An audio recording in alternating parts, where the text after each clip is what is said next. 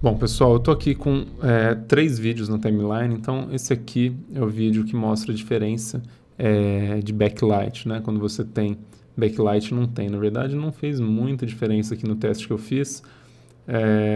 O Rafa tinha insistido comigo que eu não precisava disso, e acho que eu tive que morder a língua porque realmente não precisava, mas eu vou dar um zoom aqui para a gente ver na melhor qualidade possível. Aqui a gente está com o backlight e eu não estou vendo aqui nada, né, de cor-de-rosa, né, nenhum highlight cor-de-rosa aqui em volta de mim. Aqui para trás é só com o backlight e também não está, como a minha roupa é branca, né, não está fazendo muita diferença. E nem se eu voltar aqui, né, essa aqui é sem o backlight, talvez tenha um pouquinho menos, mas é muito difícil de notar, né? Não tem muita coisa diferente. Então, realmente, esse backlight que eu usei foi um desperdício de tempo, não fez muita diferença. O importante é você notar que aqui, ó, você está vendo que tem um verdinho entrando para dentro do branco, né? Isso é um problema. Então, na verdade, é isso aqui que a gente está querendo matar quando a gente põe backlight. Talvez se eu tivesse colocado o backlight mais para cima ou mais aberto, né, mais para os lados, talvez tivesse feito mais diferença, mas não foi o que eu fiz, então realmente não fez muita diferença para a gente. Outra coisa, aqui eu tenho a nossa, então deixa eu voltar o tamanho aqui, nossa HC-X900M, né, é uma camcorder, uma camcorder boa, de três sensores da Panasonic, e eu adoro essa câmera, muito boa.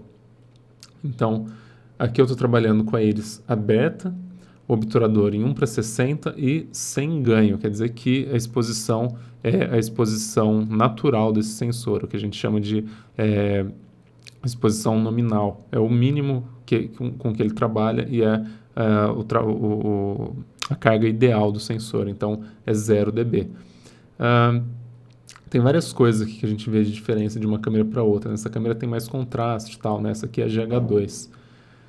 Mas eu quero mostrar para vocês aqui algumas coisas. Então, como eu tô gravando em 1:60, a hora que eu mexo a minha mão, né? Vamos lá ver. Então, vou aqui com o mouse. Olha como fica borrado. Isso aqui para o computador é difícil, né? Quando eu aumento aqui um pouquinho, vamos ver aqui o que acontece. Quando eu tenho aqui, fica fácil para o computador falar, desse lado está verde, desse lado está branco. Isso aqui é simples. Mas aqui no meio do movimento, o computador não sabe mais. Ele fala, olha, isso aqui tá cor da pele, aqui tá verde, né, para fora, mas aqui no meio tá esquisito. Eu não sei qual que é a pele, qual que é o verde. E alguns plugins de chroma key funcionam bem com isso, mas o do Vegas não trabalha muito bem. Mas, de qualquer maneira, a gente sempre tenta gravar com o shutter, né, o obturador mais rápido. Então, em vez de 1:60, 1:20, alguma coisa assim, para a gente poder ter menos blur de movimento, né? Motion blur, a gente chama em inglês. Então, vamos lá. Então, aqui eu abri e dei mais ganho, né? Então, eu vou pular esse aqui. Na verdade, esse daqui era só para mostrar a diferença da cor, né? Do fundo. Então, esse aqui realmente está verde, mas a gente ainda está com bastante blur aqui no movimento. E depois, eu estou aqui com 1/120, 6 dB, quer dizer, eu aumentei o ganho em um stop e baixei e aumentei a velocidade em um stop aqui do obturador. Então, manteve a mesma luz, mas eu tenho mais ruído e menos blur, né? Ganho de um lado, perco do outro. Então, o blur está diminuindo um pouco aqui, ainda tem bastante. Mas agora eu vou dar um zoom aqui, principalmente no rosto, né? Acho que nem como zoom. Vamos fazer o seguinte, vou colocar isso aqui em tela cheia. Então, ele começa a ter cada vez menos textura, né? Textura no rosto, textura nos meus braços, textura na camiseta. Por quê? Quando essa câmera aqui começa a aumentar muito o ruído, ela aplica uma redução de ruído, não tem como tirar essa redução. É um processo que ela faz para mostrar menos ruído, menos daqueles pontinhos na tela. Isso, de um ponto de vista, né, como ela é uma câmera meio voltada para o mercado consumidor e não profissional, isso é um negócio bom, Mas para a gente fazer um chroma key isso é péssimo, né? Então aqui eu já estou trabalhando com 9 dB, que é mais um stop, e eu derrubei, aumentei a velocidade aqui do obturador, mais um stop. Então, novamente, eu estou com mais ruído. E aqui, você pode ver que tem muito menos blur no movimento, né? Olha lá. Só que agora a textura aqui no meu rosto desapareceu. Às vezes até a gente, pulando de frame para frame aqui, a gente vê que o meu rosto mexe de lugar, mas a textura meio que permanece, né? Se eu olhar aqui na minha testa, ó, parece que a textura da testa continua no mesmo lugar. Isso é uma soma da redução de ruído da câmera, então ela está tirando o ruído que era para ter, e ao mesmo tempo a compressão não está ajudando muito, né? Então, olha lá como fica esquisito, né, o movimento. Isso é culpa da redução de ruído. O bom é que eu fiquei sem nenhuma ruguinha, né? Só a minha ruga mestra aqui na tela, na testa que ainda tem, mas de resto subiram todas as minhas rugas, né? Para isso é bom. Então, o que acontece é que a hora que você está fazendo chroma key, essa redução de ruído vai te atrapalhar bastante, tá? Ainda é melhor do que ter muito ruído, mas ela atrapalha bastante. E aqui, deixa eu mostrar para vocês a GH2, né? GH2, aqui eu tô com... Vamos ver aqui. Então, f2.8, obturador a 1 para 50 e ISO 200. Foi nessa configuração aqui que eu gravei esses vídeos desse módulo, né, de chroma key.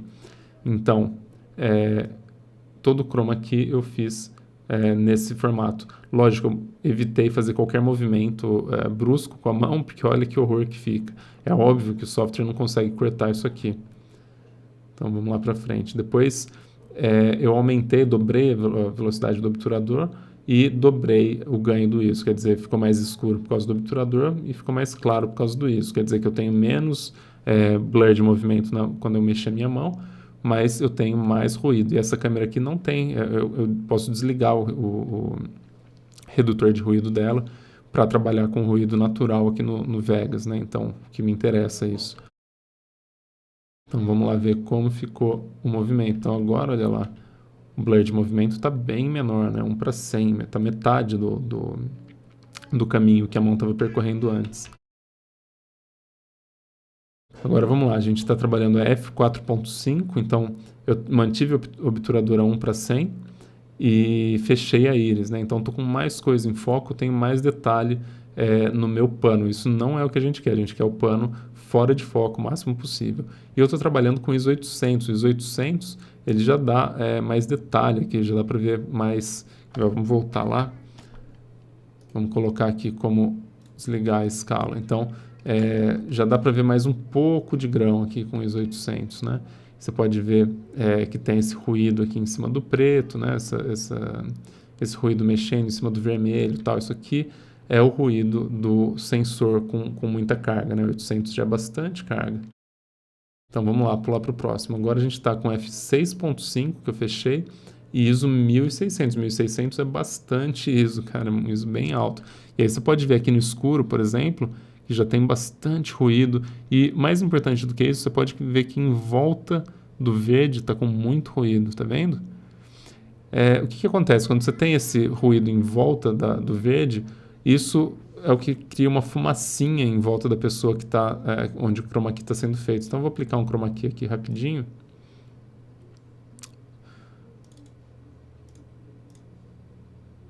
Vamos escolher aqui uma cor. Vou colocar aqui Pure Green. E por mais que eu me esforce aqui para cortar, no final das contas ele vai sobrar uma fumacinha aqui em volta a hora que eu estiver tocando esse vídeo. Porque ele não sabe exatamente onde começa e onde termina a minha roupa, né? Então, como tem esse ruído acaba enganando o software e aí ele fica variando o que é verde, o que não é, e aí você fica com aquela fumacinha horrível em volta, né? Essa é a marca maior de um chroma key mal feito, é essa fumacinha em volta.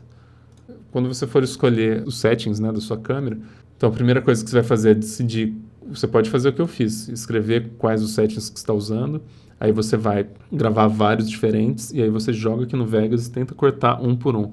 Eu vou mostrar para vocês como que eu corto no Vegas, e no After e no Premiere também, Mas antes de, a hora que vocês virem, vocês vão entender, né? Mas vocês têm que cortar antes, ver se vai cortar direitinho, do jeito que vocês estão fazendo, deixa tudo marcado antes de gravar um negócio longo, porque depois de gravar um negócio longo, se você tiver que aplicar muita correção, isso vai ficando cada vez mais pesado para o Vegas trabalhar, né? Então tá bom, então vamos lá para o próximo vídeo que eu vou mostrar para vocês como fazer o Chroma Key no Sony Vegas.